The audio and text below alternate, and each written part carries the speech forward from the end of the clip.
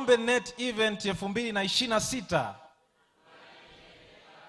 Ninamshukuru Mungu sana kunipatia fursa hii ya kuwasilisha kwenu masomo ya afya. Na katika mfululizo wetu wa Net Event Njombe mwaka huu, tutajikita zaidi kuziangalia kanuni za afya katika Biblia na namna zinavyoungwa mkono na ushahidi wa kisayansi. Leo tunaanza na somo la kwanza linalosema mtu ni zaidi ya mwili. Hebu mwambie mwenzako, mtu ni zaidi ya mwili. Unajua ni muhimu tukajitambua kwanza sisi ni nani. Katika Biblia tunaambiwa kwamba kuna fungu moja linalotoa jibu la moja kwa moja la mtu ni nani. Waebrania 2:6-7, lakini na Zaburi pia kuna mahali amelizungumzia ili kwamba mwanadamu ni nini hata umkumbuke. Hapo chini anasema umemvika taji ya utukufu na heshima na umemtawaza juu ya kazi ya mikono yako. Kwa hiyo utambuzi wa kuwa sisi tumetawazwa juu ya kazi ya mikono ya Mungu inatusaidia kuona kuwa tuna hadhi zaidi ya viumbe wengine. Kwa hiyo mtu si mwili tu, mtu ni mfalme na anayo mengi. Sasa hebu twende nje ya boksi kidogo, tutafakari kwa kina. Dunia yote na kila kitu unachokiona, iwe ni chupa ya maji, kiwe ni kiti, kiwe ni kiatu chako au mti, hivi vyote ni mkusanyiko wa chembechembe ndogo ndogo 118.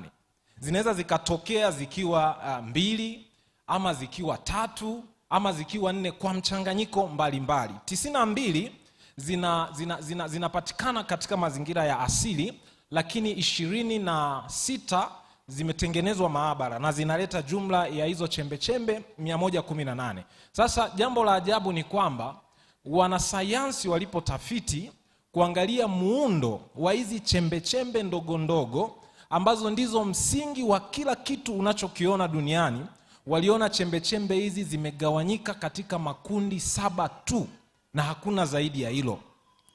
Ukiangalia mchoro wake, chembechembe zilizo katika kundi la kwanza zina mzunguko mmoja. Alafu zilizo katika kundi la pili lina mizunguko miwili. Pale katikati kuna kitu kinaitwa nucleus. Na hiyo mizunguko huwa inabeba vidude vingine vinaitwa electron. Hivyo vidude ndivyo vinavyoamua tabia ya kila kitu unachokiona, hata kama ni rangi, uwezo wa kufanya muunganiko wa kikemikali, ni kutokana na hivyo vidude sasa vidogo vidogo vinavyokuwa vimepangiliwa kwenye hizo ring. Sasa mimi nilipotafakari kuona kwamba tuna chembechembe zilizo katika muundo wa vitu 7 na nyingine zinatofautiana kwa sababu ya namba ya vitu vidogo vidogo, nikashangaa, nikaona uumbaji wa Mungu. Mimi ni Mwadventista msabato na ninaelewa sisi ni watu tunaoamini sana katika sabato. Lakini nimekuja kugundua huwa tunashikilia sana ile sabato ya siku ya 7. Lakini kumbe ule ni muhuri wa Mungu katika wakati. Lakini ukizama ndani kwenye sayansi, unauona muhuri wa Mungu hata katika chembechembe ndogo zinazounda kila kitu kinachofanya ulimwengu. Sasa tuingie kwa mtu.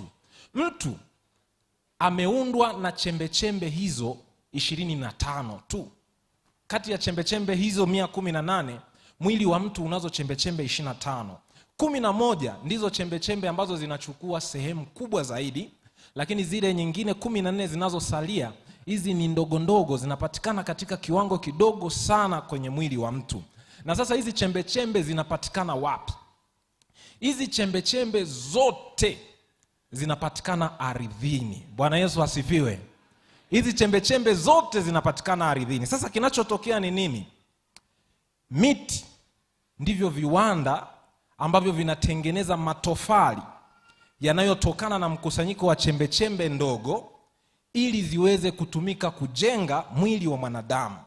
Kwa hiyo miti inakusanya carbon, inakusanya nitrogen, inakusanya oxygen na inatengeneza mkusanyiko wa chembechembe ambao ndio sasa tukija kwenye chakula tunaita protein, tunaita carbohydrate, tunaita fat. Sasa hizi zinapoingia kwenye mwili wa mtu tumboni mwa mama, hizi ndizo zinazoenda. Sasa kazi ya mama ni kuanza kuorganize zile tissue, organ, kwamba moyo uende wapi, kupitia taarifa zilizohifadhiwa kwenye mbegu zile ambazo zinapokutana zinatengeneza mtu. Kwa hiyo zile mbegu kazi yake ni kutupatia script ambayo itaongoza mkusanyiko wa hizi chembechembe ndogo ndogo ndani ya tumbo la mama ili mtoto afanyike, na hizi zote zinatoka ardhini. Kwa hiyo si Adamu tu aliyeumbwa na udongo, hata sisi tuliokaa hapa tumetoka kwenye udongo. Sasa sayansi inauelezeaje mwili? Sayansi inauelezea mwili kama umbo la nje tu la kiumbe linaloonekana, ambalo linaundwa na viungo mbalimbali, linalomsaidia kiumbe kuishi na kuingiliana na ulimwengu unaoonekana. Katika ulimwengu unaoonekana ndipo kiumbe au mwili wa kiumbe hupata mahitaji ya msingi yanayowezesha kuishi pamoja na hifadhi. Mahitaji haya ni kama hewa, chakula, maji, mwanga na kadhalika.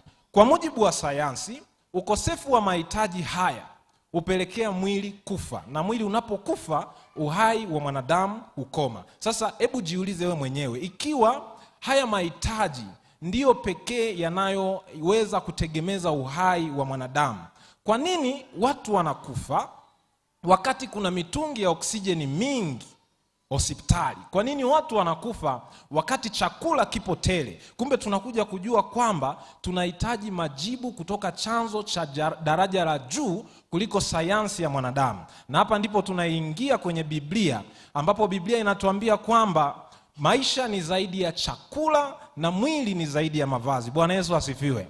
Kwa hiyo ili uweze kuwa na uwezo wa kuenenda vizuri katika mwili, lazima ujue hicho ambacho ni zaidi ya chakula na ni zaidi ya mavazi ya mwili. Na Biblia inatuambia Wakorintho wa kwanza 15:47 kwamba mtu wa kwanza aliumbwa kwa udongo kutoka ardhini. Sasa hapa kuna siri kubwa sana.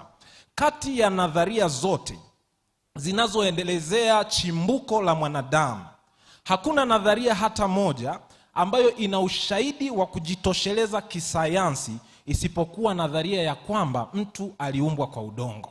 Kwa sababu mwili wa mwanadamu ulipopelekwa maabara, ulipochunguzwa, ikaonekana kila chembe chembe inayounda mwili wa mwanadamu inatoka ardhini kama tulivyoona hapo mwanzo. Lakini hii inafichwa ili kupunguza uwezekano wa watu kuiamini Biblia. Sasa ndiyo maana zikaletwa dhana za uibukaji na zikaletwa dhana za mlipuko. Na nilipochunguza, kwa sababu katika sayansi tumekuwa tukisoma na historia pia ya sayansi, ninatambua mchango wa tawa fulani wa kanisa la Katoliki katika mageuzi kwenye biolojia. Kwa mfano, Father Gregory Mendel, huyu ndiye baba wa genetic duniani. Alikuwa ni Catholic priest, alikuwa ni padri. Lakini yule aliyeleta dhana ya kwamba ulimwengu umetokana na mlipuko, Big Bang Theory, naye alikuwa ni padri pia, alikuwa ni kiongozi wa dini, na baadaye alipewa Nobel Prize na akafanywa kuwa mkuu wa chuo cha kisayansi cha Vatican. Hiyo unaweza ukagoogle tu, information ziko wazi. Anaitwa the father of Big Bang Theory. Utamwona anaitwa George Lemaitre. Alikuwa ni mwanasayansi maarufu sana nyakati za miaka 1920 na kitu. Lakini sio huyo tu. Huyu aliyeleta nadharia ya evolution ama uibukaji alikuwa ni Charles Darwin. Ukifuatilia historia yake, mwanzoni wanaeleza kana kwamba huyu mtu hakuwa anaamini sana kuhusu Mungu. Lakini fuatilia mwisho wa maisha ya Charles Darwin, pamoja na kwamba hakuikana nadharia yake na hakuongoka ili awe muamini wa Ukristo, Charles Darwin amezikwa kanisani. Huko mpaka hapa Google burial kwamba Charles Darwin alizikwa wapi. Amezikwa kanisani, na kanisa ambalo lilimpokea na kumzika wanamuita ni 1.5 mtu. Kwa hiyo unaweza ukaona kumbe hata machafuko katika ulimwengu wa sayansi yanayowafanya watu watoke kwenye imani kwa Mungu, chimbuko lake ni moja. Nadhani Waadventista mnajua sana kuhusu hiyo machafuko. Sasa tuendelee. Mwili wa Adam ulipokamilika kuumbwa, oksijeni ilikuwepo, lakini haikuweza kumfanya hawe hai. Ni mpaka Mungu alipofanya kitu fulani.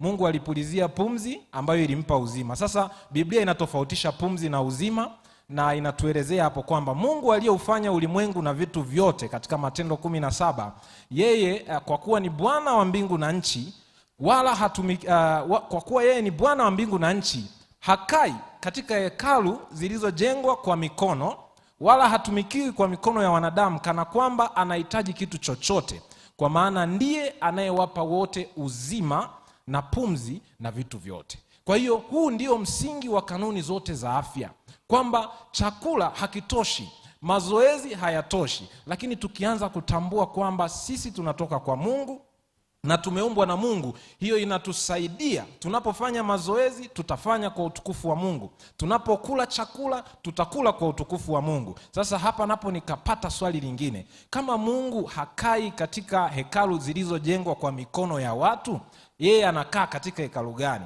Nikatafakari nikajua bila shaka hili litakuwa ni hekalu ambalo amelifanya yeye mwenyewe kwa mikono yake, na Biblia inatuambia hamjui ya kuwa mwili wenu ni hekalu la nani? La Roho Mtakatifu aliye ndani yenu, mliyepewa na nani? Na Mungu, na wala ninyi si mali yenu wenyewe. Ukiona fungu limerudiwa kwenye Biblia, ujue hili jambo ni la msingi na linasisitizwa ili mwanadamu akumbuke. Petro wa kwanza 2:5 anasema, ninyi nanyi kama mawe yaliyo hai mmejengwa na nani? Na Mungu. Bwana Yesu asifiwe. Ili muwe nyumba ya Roho. Kwa hiyo ninaposema mtu ni zaidi ya mwili, hapa ndipo ninakuja kwenye kiini cha somo langu, kwamba mtu ni nyumba ya Roho. Bwana Yesu asifiwe.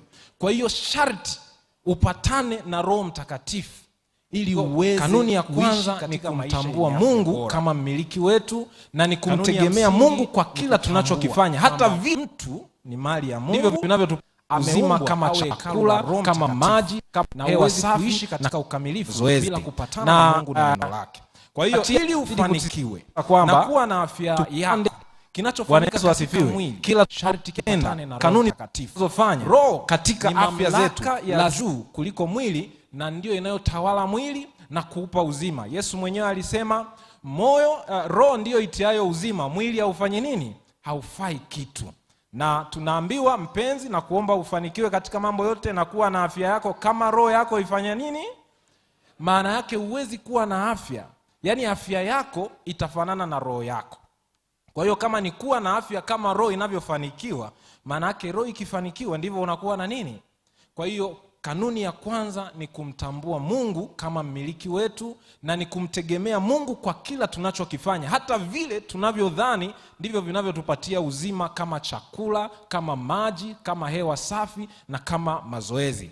Na Wagalatia anazidi kutisisitiza kwamba tupande kwa Roho. Bwana Yesu asifiwe. Kila tunalotenda, kanuni zote tunazofanya katika afya zetu, lazima tuanze kwa Mungu na tuanze na imani.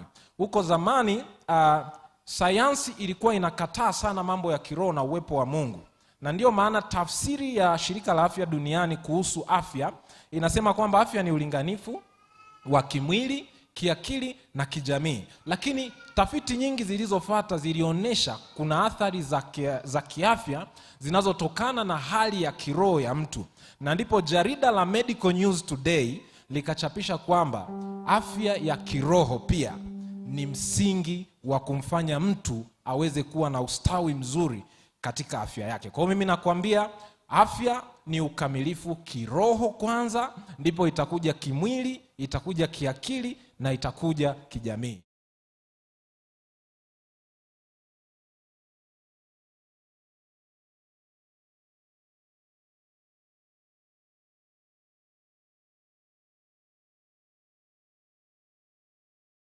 Kwa ajili ya utukufu wa Mungu, ili nasi tuwe watakatifu kama Mungu wetu alivyo. Siku ya kesho tutajifunza somo zuri. Bwana Yesu asifiwe.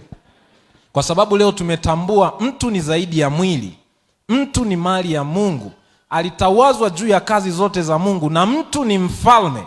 Basi kesho tutaenda kukiangalia chakula cha kifalme. Bwana Yesu asifiwe. Sasa nitawaacha na swali. Bahati mbaya hapa alionekani, lakini niwaulize tu swali hili. Najua utatengeneza picha mwenyewe kichwani kwamba mkimbiaji maarufu kuliko wote duniani anaitwa Usain Bolt, na huyu ni Mjamaika, na spidi yake ni kilomita 44.72 kwa saa.